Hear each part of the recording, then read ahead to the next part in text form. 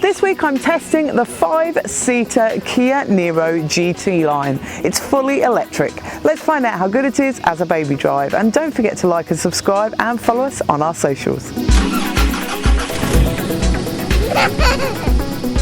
The child seat section of this review is brought to you by InfoSecure. In the back of the Kia Niro, there are ISOFIX in the two outer seats. They're not within plastic guides.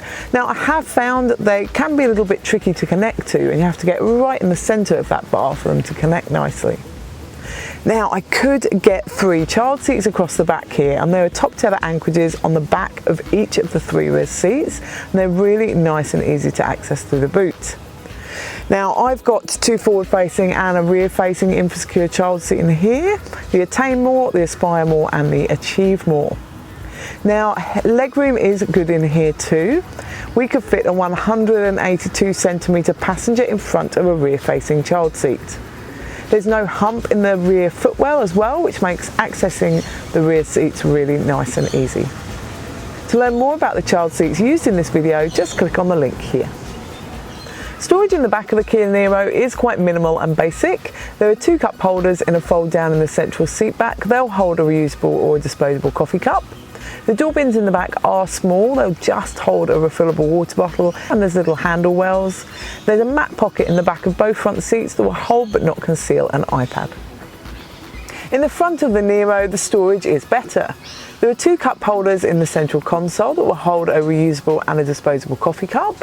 And when you're not using them for that, so they can just retract away, and you've got a nice storage area there. Also, if you lift up the armrest, you've got a hidden small storage area there too. In front of the gears, you've got a wireless phone charging pad and sockets for plugging in and charging phones there too. The glove box is a good size in here. That will hold a iPad and wallet with the manual.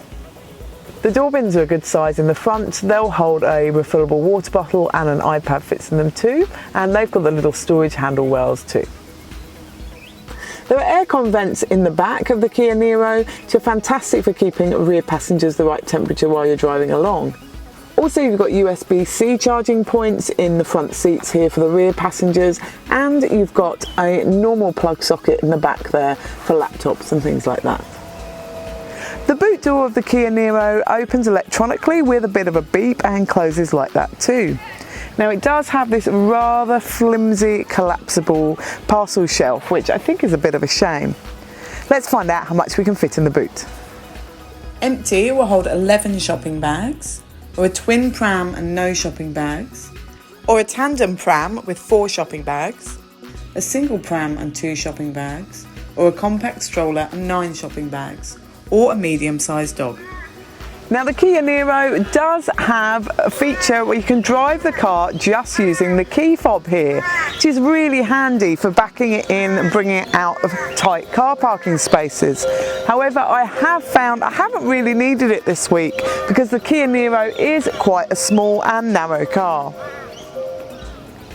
Now, the new Kia Niro is only available as a hybrid or this fully electric model. Now, this one does around 460 kilometres to a full battery range and takes about 45 minutes to charge from 10 to 80%, which is a little bit long for a family motorway stop.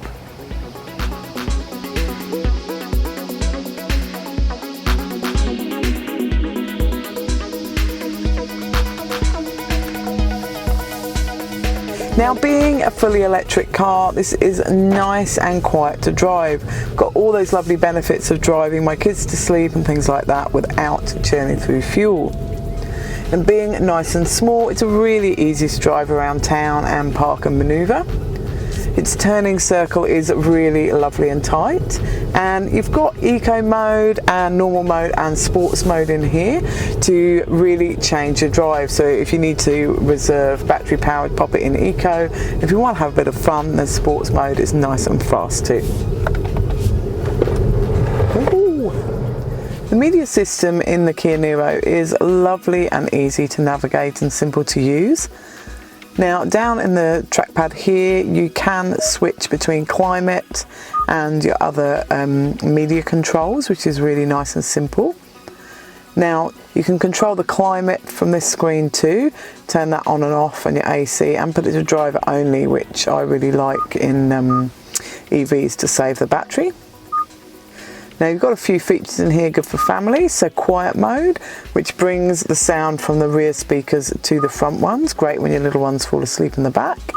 And voice memo, so you can make notes and record funny conversations with your kids too. Now you've also got your EV screen, so you can control everything to do with that and see your distance to a flat battery too.